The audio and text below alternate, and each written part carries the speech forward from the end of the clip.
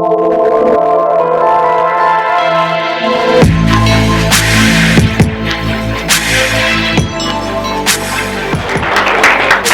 name is Buzz Park with Lanier Marketing Group. I will be your MC this morning. I'm very happy to be here. And the first thing that we're going to do before we get started, we're going to have Captain Daryl Ito lead us in the Pledge of Allegiance. So if everyone could please stand up. Good morning. Can everyone please stand? With your right hand over your heart, begin. I pledge allegiance to the flag of the United States of America and to the republic for which it stands, one nation, under God, indivisible, with liberty and justice for all. Thank you very much. All right, thank you. Now, normally after that I shout, "Beat Army!" because I'm a Naval Academy graduate, but I realize that's kind of odd in a business setting, so I'm not going to do that. Our Army veteran over here, Norm, is saying, no, stop doing that.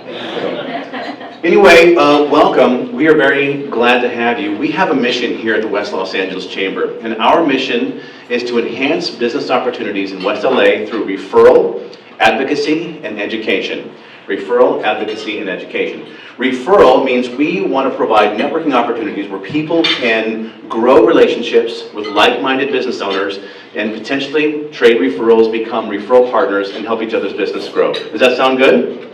Okay, so this is one of those opportunities where we have an opportunity to meet folks that we've never met before or to strengthen relationships that we've built. And we encourage everyone to meet outside our networking opportunities and get to know each other's business better. And that gives us a lot more resources that we can use for our clients and potentially helps our business grow because we become a valued resource. Education and advocacy. Well, let's go to advocacy. As you know, we are very involved in the political scene. We want to make sure that our elected and appointed politicians and servants know the needs of the West LA business community. And so we like to bring them here to speak to us, to have an open forum and opportunities to dialogue with our elected and appointed politicians.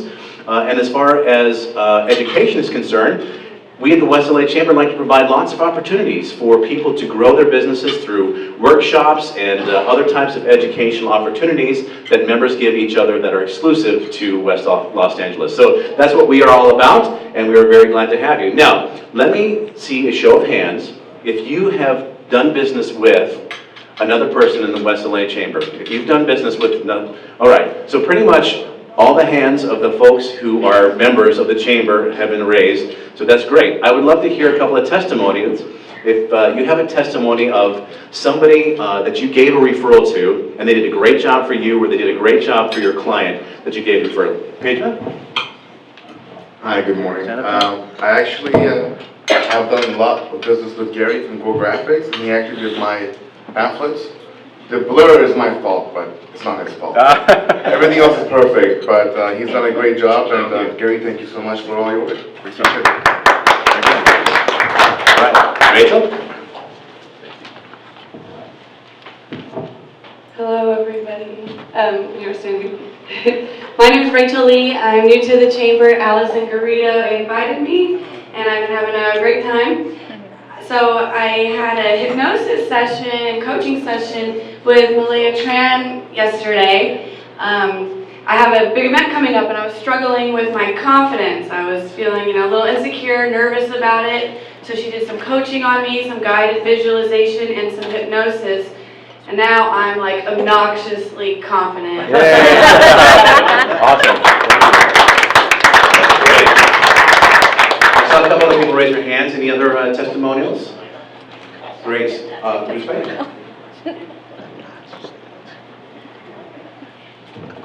Good morning, everyone. A few months ago, I referred one of my friends who had an accident, and during the accident, her insurance was lapsed. So I wanted to help her to recover total her money, her car, and everything got back. Thank you so much. That's great. And Rachel, I know you said you wanted to give a testimonial about, was it Kristen's talk or somebody, was that you who said that? Who had a testimonial about Kristen's talk? Oh, yeah.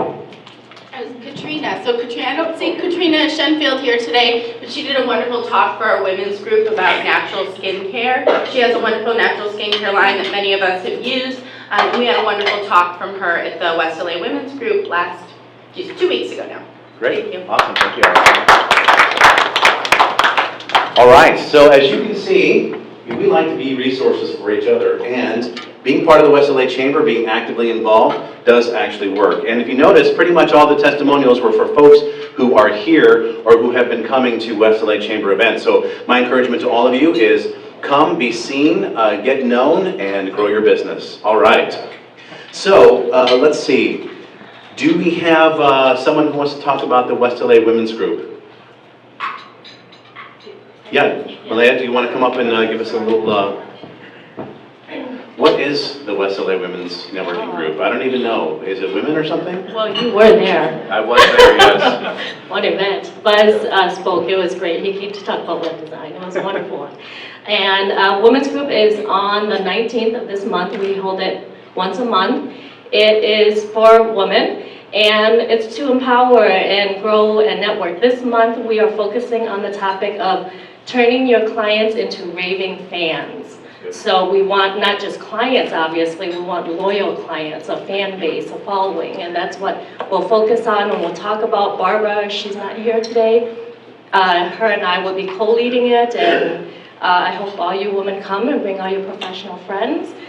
And also Network at Noon. Yep. We have Network at Noon, which is on the 14th. It's going to be at Bossa Nova. Network at Noon is the same thing. It's a little bit more intimate setting, casual setting, where we discuss this month. It's focusing on follow-up and how we can convert those clients into the loyal fan base. And Bossa Nova is in LA on Pico. Yes. Are men allowed at that? Yes. Yes, men are allowed. We like to, include everyone. Great. Thank you very much. Yeah. Also, we do have our upcoming mixer, which is on the third Thursday of every month. And our mixer this month is going to be at the Coral Tree Cafe on San Vicente Boulevard. That is the third Thursday, which is what, the 21st or the 24th? Who can remind me of what the, that'll be the 21st after hours mixer from 5:30 to 7:30. So we have networking. Sometimes there's cocktails, and there will definitely be snacks. So please come out and meet some other people in a great setting, great opportunity to meet folks and to do some business networking. Also, we do have an authors club coming up at the end of the month. I don't have the author. I just heard about him yesterday. Do you know the author's name? The author is Mark Rogo, the chamber members who releases his new books, 23rd Hours. Great. And he's going to sign his book for the first time. Wonderful. That's great, and that's going to be that last Monday of the month, which is the 25th. So that's at the West LA branch of the Los Angeles Public Library. I do want to give a shout out this morning to our sponsor. I'm very happy to have Paige Gabayan from Hypotech. Is our Hypotech? Sorry, I've always said Hypotech, my bad. It's Hypotech. He's going to tell you all about it and what that means a little bit later after we do some networking. But anyway, let's have a round of applause for Paige. Thank you so much for sponsoring. It's great to have you. And make sure you do look at the flyers that he's put at every table. All right, is there any other announcements that I can think of? Great, so Captain Daryl Ito from the West Side Division, thank you very much for joining us, and thank you very much for leading us in the Pledge of Allegiance. We also have Ian Cocroft from Senator Ben Allen's office, so welcome, good to have you. Just raise a hand there so everyone can see you. So if you have any massive complaints or just like really beefs, just make sure you go corner Ian and don't let him go until you've yelled at him a little bit, okay? Just kidding, just kidding. All right, so now we're going to do some networking. Who'd like to get into that referral part and maybe help grow their business? Are you guys ready for that? Anybody? I have two people who are ready to do some networking. All right. So let me see a show of hands if this is your first breakfast. Whether or not you're a member doesn't matter, but this is your first West LA breakfast. Well, first of all, welcome. It's great to have you. So what we like to do is we have a couple of rounds of table networking. And what table networking is, each table there is a timer. That timer is going to facilitate everyone getting a 60-second commercial, if you will, or a personal presentation. So we're going to go around the table. When you start your personal presentation, Make sure you pass your business cards around. We want to make sure that everyone at the table can associate a name with your company name. And tell us a little bit about who you are, your name, your company name, what you do, and what would be a good referral for you. After all, we're here to grow referrals. So make sure you let people know what is a good referral for you. So timers, if you can have your phones out, set to 60 seconds. And I'm going to be passing around some slips. We will be rotating to different tables after our sponsor presentation, but we will begin. So timers, are you guys all ready? You see all the timers? Get a nod? All right, timers, ready? Begin. And it's great to be here. What we do, we're mortgage bankers, and we help homeowners or investors buy properties, whether it's residential or commercial, in multiple states, as you guys can see on the pamphlets on the tables there. So we're approved in New York, Texas, Michigan, Florida, and California. So we lend in those states. Whether you're a veteran or not a veteran, we do all types of mortgages.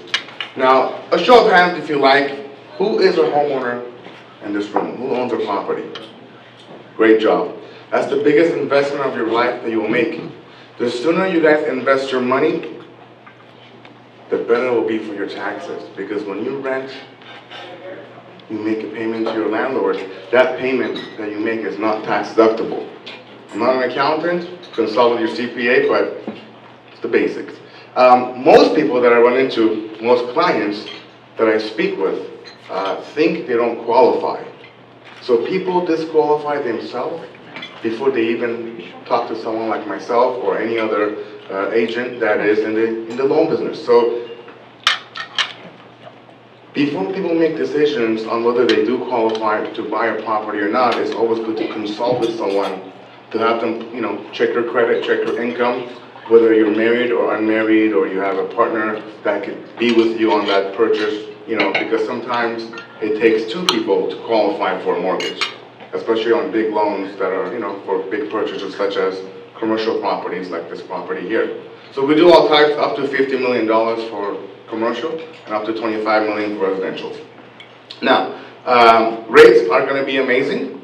They're going to go up a little bit after elections based on what's been going on. But even if the rates go up, it's not going to be a huge raise in interest rates. The rates are going to stay low because they have to. As far as our company goes, I've been in business for 15 years. And the reason for my success, besides thanking God, is because of me educating my clients as they're looking to buy a property. So before anyone goes and talks to a realtor and they start looking at properties, they come to me for a pre-approval. That way I can provide them with the numbers that they qualify for so they know exactly what to buy. Because sometimes we're looking to buy that expensive home, and sometimes we gotta come to the reality of what a person qualifies for and what's comfortable for them that's gonna be, approved by the banks. As far as lending goes, if someone doesn't make enough money, they can go on a stated program. A stated program means you don't show any income, you don't show tax returns, and you don't show any credit reports. It's a no-doc loan. The difference with the no-doc loan is for those individuals that have a cash business and they don't claim that much taxes. Obviously, with those type of loans, you can buy a property at a slightly higher deposit or down payment. So today, you can buy a property with 3.5% down, up to $700,000 in LA County, which is an FHA loan, it's a federally insured mortgage. If you want to go into a stated loan, instead of putting 3.5% down of your purchase price, you put 40% down of your purchase price. Wow.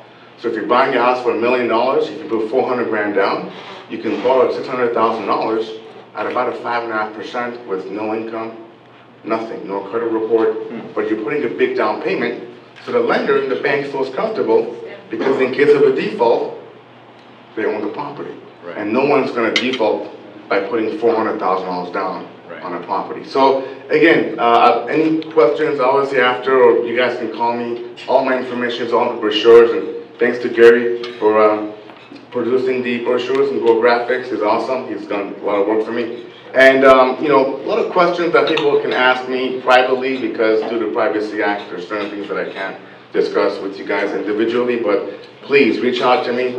If you have questions, any family, friends that you guys are in a business to buy your property, or they just have questions. It'd be my pleasure. My biggest thing is educating homeowners how to get to their goals. So thank you so much, and have a wonderful day. Thank you.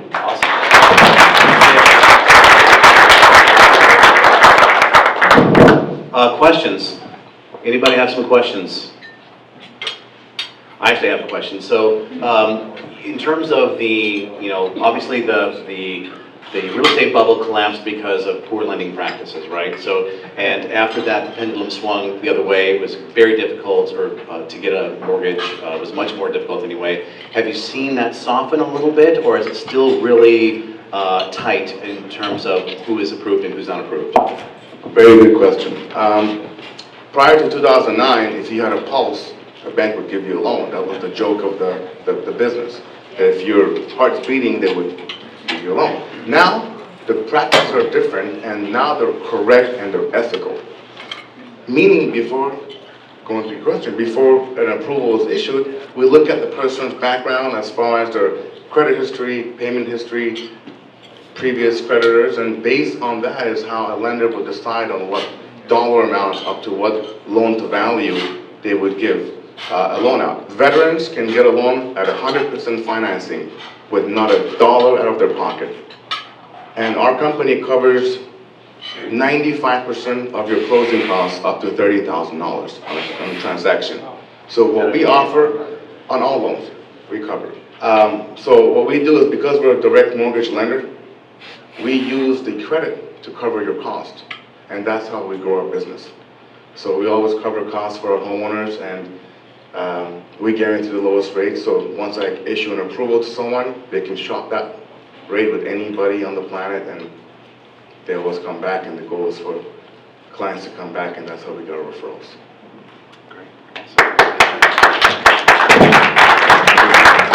Any other questions? Gary, you have a question? Do you only do mortgage loans, or do you also do other types, any business loans or any other types of loans? Good question. We do everything under the sun except auto loans and student loans. Because those two you can't tie down to anything. So move away. But yeah, we do business loans, construction loans, we do bridge loans, we do tear downs, home renovations, everything. Any other questions? All right, PJ, thank you so much. All right, so now it's time to do a little more networking before we bring up our guest of honor. So everyone should have received a little slip of paper like this. If you have not, please make sure they get passed around. So on the slip of paper, there are a bunch of numbers, and it says round 1, table X. You may or may not be at the table because the slips went out before the numbers went out. So, but however, go ahead and go to the next round. We're going to mix it up. See if hopefully you will be mixed up with a group of people that you have not yet sat with. There's always a little bit of overlap. But let's move to our next table indicated on your slips, and you will get an opportunity to do another round of table networking. So please get there quickly so we can get started. Thank you. A round of applause for doing a great second round of table networking. If I could have your attention up here, please. I do want to introduce, not introduce, but acknowledge a couple of guests. Ladies and gentlemen, if I could have your attention. First of all, Janet Turner from Congressman Ted Lieu's office. Raise your hand. There you are. Welcome, it's great to have you. Also, and Jasmine Shimolian from Paul Koretz's office. Raise your hand. Great to have you. And I know that you and Ian will be doing a certificate here shortly. But okay, so we have one more item of business before I bring up our speaker. If you are a new member and have not yet received your plaque, Norm, do we have the plaques ready to go? If you are a new member and have not yet received your plaque, I know there's a couple of you here, come on up here. And we're going to embarrass you in front of everybody. No, I'm just kidding. We promise you we won't do that. Come on up here to the front. I believe you guys have not received your plaque yet. Come on up here. Any new member who has not yet received their plaque, come on up here to the front. Embarrassing myself. Yeah, I'm excellent at embarrassing myself. So, all right. Do we have any other new members who have not yet received their plaques? All right. Is Garlo's Aussie Pies here? No, Courtney's not here. Okay. All right. So the plaques are on their way. So what we're going to do is give us your name and your company name, and if it's not patently obvious what your company does, then just give us literally one sentence on what you do. So, Rachel? Rachel Esley, got rachelesley.com and goboldmarketing.com, and I'm in the internet marketing industry. Awesome, welcome. You stay up here, just go right there. Maria Bonacci, area supervisor, as well as myself, Alexandra Trudeau, property management for Moss and Company. We opened a brand new building called the Gailey Lindbergh, very close by in Westwood Village, and we're very proud to be members as well. Great, and you have an open house today? We have a special event tonight from 5 to 8 p.m. For a sunset tour, a special event with champagne and catering to showcase our new property as well. So Gailey and Lindbergh, do not hesitate to come see me for my business cards as well. Welcome to us. Thank you. Okay, wonderful. Okay, picture opportunity, quick picture opportunity. Come on over. Okay. Got to do it in front of the nice West LA banner. Come on, everyone this way, please. A little more, a little more, a little more. There we go.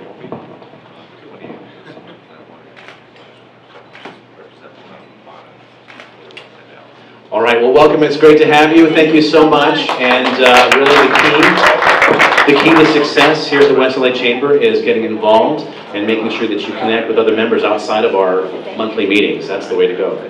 Now, I would like to introduce our guest speaker. Let me read a quick intro here for you.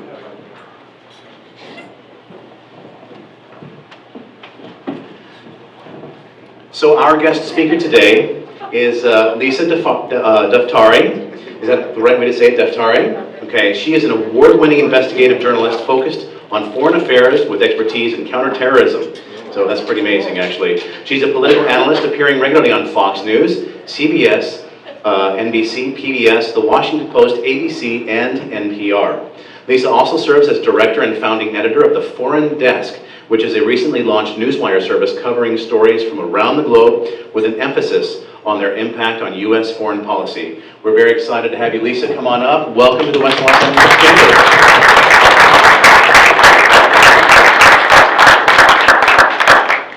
Mic here, or do you want to just hold it, or it's up to you? I kind of want both options. Okay, I'll hand it to you and you do whatever.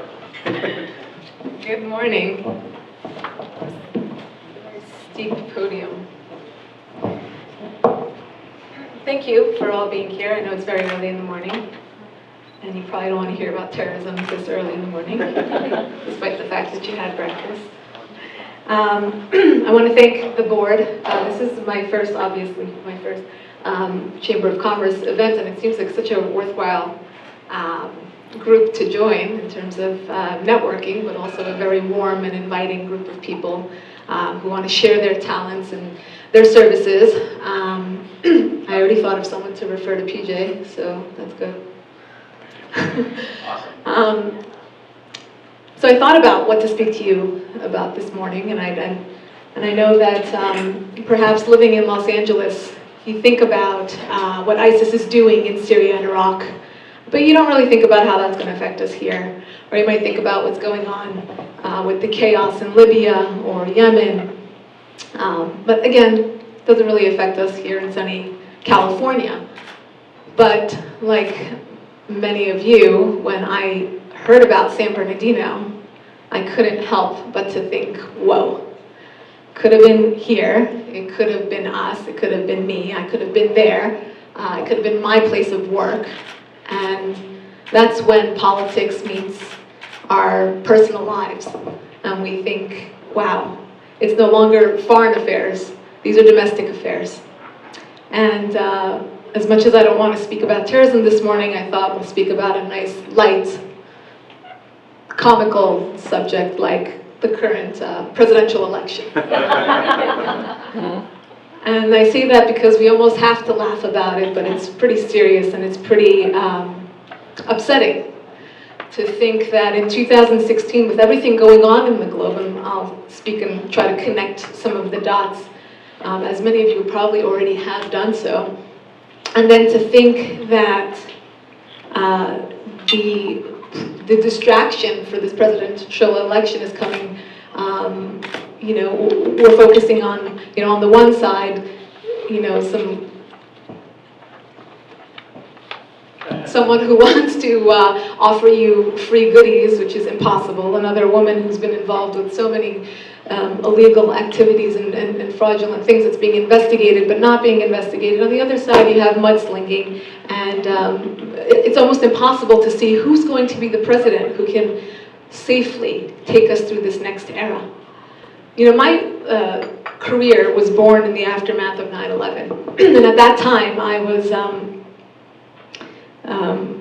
making my parents very proud by being both pre-law and pre-med, and thinking, you know, that's what you do when you have good grades, and you just keep going and you keep doing. And 9/11 had such a big impact on my life, because at that time I took a look around at the media and I thought, wow, no one really knows how to explain this. And it was like a coming of age for our country that no one could really put into terms.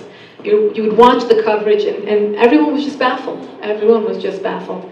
And I thought, you know, I'd studied all of this, and I watched what was happening in Israel very often. And again, as much as we watch what happens in other places, it's different when it hits home, when it happens 7 miles from where you grew up. And you watch what this country went through in the aftermath of 9/11, coming together. It wasn't whether you're blue or red or somewhere in the middle. It was that you live in this country, and whether or not you feel patriotic, you want to keep your place of residence safe. It's as basic as that. And how that's been lost over the last 12 years, I have no idea. How has that been lost? How is it now political? Or how is it warmongering? Or how is it, oh, I'm anti-war? Well, are you also anti-reality? Because it can happen here. And this is not an argument to vote one way or the other. This is an argument for awareness, to be real, to acknowledge that the president, whoever he or she may be in 2016, who's elected into office, will have to deal with these realities. I've prepared a speech for you guys here today, but it seems like this is such a nice, cozy environment that I'm really speaking off the cuff. But I will leave plenty of time for question and answer, because I think that's always the best part of the program. You know, going off of San Bernardino, as many of you potentially were, I was very much disappointed in the reaction of our White House, only because, again, this was ISIS's year. And as much as we don't want to create this you know, alarmist feeling within our communities, we don't want the terrorists to win, we want to win. We want to have safe communities. We want to acknowledge our men in uniform. Thank you, Officer Ito, for being here. And you know, whenever you see men in blue, stop, thank them. They're risking their lives. And they're being portrayed in the media and in popular culture as the aggressors. And yes, those episodes happen, but those are fewer than the episodes that we don't hear about them risking their lives and saving lives and helping people just feel safe. When I was a little girl, and I grew up on the East Coast, and my parents would take me to Manhattan, I was taught if I ever get lost, you go to a man in a blue uniform. Young children today are learning if you see the man in the blue uniform, you run the other way. In major cities, and that's, you know, comparing cities to cities. And that's something that's also, you know, you look at the passage of time over the last decade or so and what these changes mean for our community. And I want to relate that back to here in this community. And I think many of you are already doing that, getting involved in your communities, building a stronger community, teaching your children, if you see something, say something, be involved, know your leaders, however local they may be, because those are the people who can then pass on the message to bigger and bigger, and all the way up to your congressmen, senators, all the way to the White House. So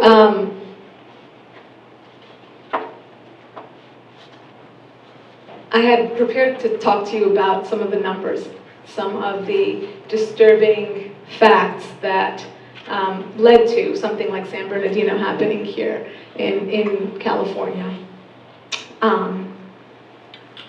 And about what that means for again, how does that come back to us? How does that affect what we're doing online, what we're seeing online, what our children are seeing online, what the schools are teaching here in our communities, and how that leads to recruitment, how that leads to someone that we may know right here in our communities could find something as radical, as graphic, as brutal, as terrorism appealing, and then give up their life for it.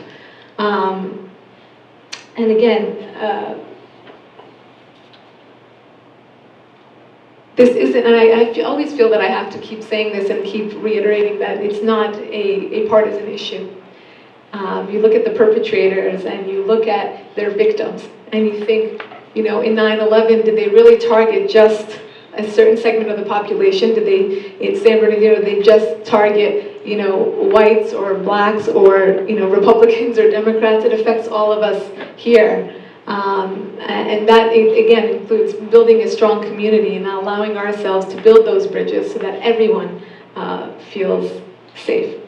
So I will conclude with just saying foreign policy, no longer foreign policy, is going to be the key to the next election. It's not going to be about anyone's wife. It's not going to be about anyone's emails. It's going to be about choosing a president that can deal with ISIS, can deal with Boko Haram, can deal with the Iranian regime when our president sat down and gave them billions of dollars and now he's saying, oh God, they're not really behaving. No, they're not behaving.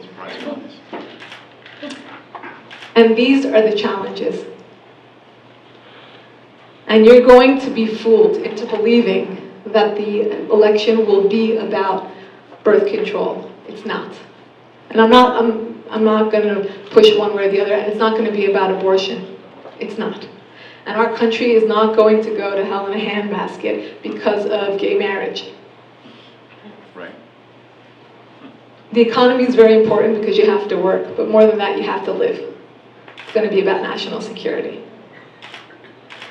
And the bottom line is, get involved, know the facts, get educated, but also push for what you want in your communities because they have a plan, and so should we.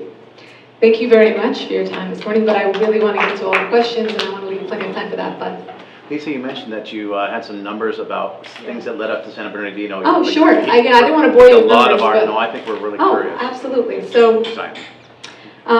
it's estimated so far that about 250, I always, well, and I'll tell you this, I don't think this is an accurate number, because this is documented. 250 Americans have gone abroad to join ISIS. Let's say it's 250, let's take a lower estimate. 73 so far have been charged, 22 convicted, and we already had, CIA Director Comey earlier, I think earlier in 2015, said that there are investigations that are open in all 50 states. Startling.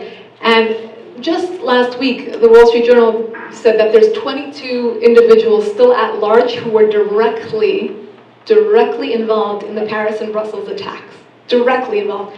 And I said this to a friend and he said, okay, it's 22, I thought it'd be much higher. 22 that were directly involved. It only took 4 to 8 people for each one of those attacks. You do the math. 22 people who have, that means, knowledge, in-depth knowledge of European infrastructures, of transportation systems, of underground systems. These are, let's not allow what happened in Europe to happen here, meaning they are behind the ball so badly that I don't know if they can catch up. They have buyer's remorse, yes, from letting in the refugees, but you know what? That's not even the biggest problem right now, because the people who are launching these attacks are already nationals. They're born there, they're part of the patchwork there, they've made home there, and it's not to say that that's a bad thing, but there's no culture of assimilation in Europe. And people in the media who talk about no-go zones, they get flagged and they're not supposed to, who cares? They might not be no-go zones, they don't want to go zones for law enforcement. Because every time they go there, there's a problem, so then what do? They're intimidated. What's intimidation? Terrorism. And that's what's happening in their communities. And we have to take a lesson from that before that happens here. So that's some of the loose numbers in terms of the number of Americans. I'm doing more research in terms of getting some of these direct stories, what communities they're coming from, where we have problems, whether it's in pockets of Michigan, pockets of Minnesota. We have a few cases in those areas as well. But look, anyone with a smartphone, with access to Wi-Fi can get this information. And they do. And whether it's people from this side trying to link up with people from that side, you can, study what, how gangs recruit people. Who do they prey upon? Who are vulnerable enough to fall into their traps? But on the other end, what ISIS is doing, they're recruiting our best, meaning people who are graduating from film school, people who know Snapchat and Facebook and Instagram and all the great social media websites. I troll a lot of Telegram. That Telegram is, it's the safest site for them. They don't get thrown off of that account as often as they get thrown off of Facebook and Twitter and YouTube, for example. And there's always been that debate with American companies and law enforcement. Do we throw them off of these accounts? Because they're American platforms. Why should we allow them to recruit on American platforms? Or do we keep them on there because then we can keep an eye on them? What are they doing? Where are they going? What's next? So this debate will forever continue because we can all see why both sides are valid. Yes? Unfortunately, because of the political climate, there is a lot of Islamophobia and a lot of issues. And as a somewhat free and open society, at some point you can't stop whether it's domestic terrorism or foreign terrorism or ISIS, etc. You can do a lot to stop certain things from happening, but it's some things you just cannot because we're really not prepared. Right. Because anybody in front of a computer can do anything. Absolutely. And walk in anywhere with guns, and we got more guns than ever. So I'm curious. My sense is that we have ISIS around us everywhere, even on the West Side, and I'm sure Roosbek can point out examples where he's asked people to take down signs and things from ISIS that none of us would necessarily see what it is. So is it really realistic to think that we can win that type of war rather than winning it by being more diverse, engaging and welcoming people, and just being a society that engages and keeps people involved in all of us being Americans rather than trying to divide and then focus on communities or this or that. Okay. It's not either or. It never is. And I think that's the point that I would want to send you home with today, and that it's so nuanced. When if we want to monitor the mosques, for example, this is a huge thing for everyone. Do we monitor the mosques? We make people feel alienated in their own place of worship. It's awful. It really is awful to think that because it is their place to go to and pray, just like a synagogue or a church is. But at the same time, if you know that there's activity going on there, and if there is some sort of radicalization going on there, if I were attending that mosque, I would want law enforcement to come in. Right? So the thing is, yes, we want to engage, we want to bring people in, we don't want to make people feel alienated, but it's almost as though by drawing that line and saying, well, can we really win this way? No, but we can't lose this way either. Meaning, part of, two of my favorite leaders, global leaders at this point, are Jordan's king and queen and Egypt's president, al-Sisi. Why? Are they saints? No. Do they have, records of questionable behavior? Yes. And decision? Yes. They are Muslims. They're calling on their own brethren to call this behavior out. They are calling on their own. This is what it will take. It will take them from the inside, from within the Muslim community, both domestically in this country and abroad, to help us. They want to stay safe too. Muslims died on 9/11. Muslims are dying at the hands of ISIS. Right. Don't be fooled into thinking, we hear a lot about the Christian persecution in the Middle East, and that does go on. Yes, they're the first ones to go. Why? Because they won't bend and fold under the flag of ISIS. But it also is there's Shiites who are dying at the hands of ISIS, right? Who's the biggest victim of the Iranian regime right now? The Iranian people, not you and I. Right? And these are the points that are lost in the political correctness, in saying, oh, no, we can't go into that mosque. No, if there's something going on here, will it offend anybody if law enforcement comes in? No, please come in. Keep us safe. And that's where we have to build the bridges, and it has to be obviously a very inclusive process to say to the leaders of these mosques, to say to the imams, we want to keep you safe, you need to help us keep you safe, let's work together. It's not to go in and start, busting people, and I don't want to believe that that's what happens in this country. Yes, Simon? Thank you, a comment and a question. Okay, The go for thank it. you goes to you for being a fresh breath of air. I mean, I watch you on Fox, I watch you, I read you, and I'm just mesmerized. I love what you do for the United States of America. The comment is that I don't see Islamophobia. 9/11 happened, and I am a citizen of the United States, 30 years here. This is the best country, and we don't discriminate against Muslims. Now, including them makes no difference. The European included the Muslims, and they're getting butchered left and right. So this ideology, Islamophobia, let's invite them and inclusive, to me, with all due respect, is nonsense, will never change.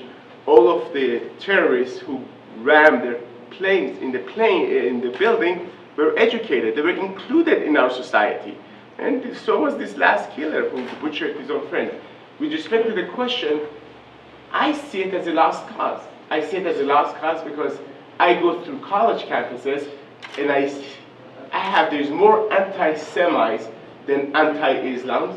There's more people discriminating about labeling a tomato from Israel than going to Boko Haram and kidnapping little girls and raping them and selling them. I have a Down syndrome brother-in-law, and I follow this. There are multiple Down syndrome kids in Syria and Iraq that they put bombs on and they let them go and they blow them up. So to me, it hits home. Nobody talks about it. I mean, look, this gentleman these are kind, good people, yet their mind goes, oh, let's be nice to them. There's no niceness. I don't see any niceness. So to me, the question is, I see it as a lost cause. I see the college campuses. It's impossible.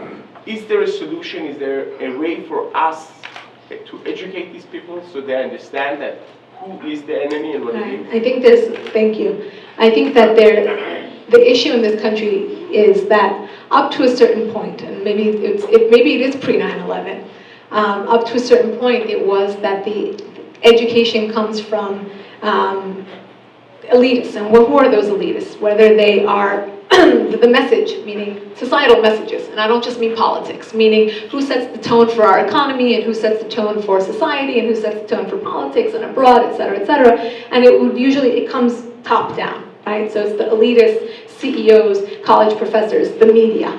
Now we're seeing this going ground up, meaning the trickle is going from the dirty puddle on the ground is going up, meaning you have bloggers online who are not responsible journalists spreading activism, not journalism. You have college professors who do not belong at the pulpit because if you are at that podium, there's a huge level of responsibility. That responsibility is to give those young children who come to college, the only reason these days is to go to college for 4 years.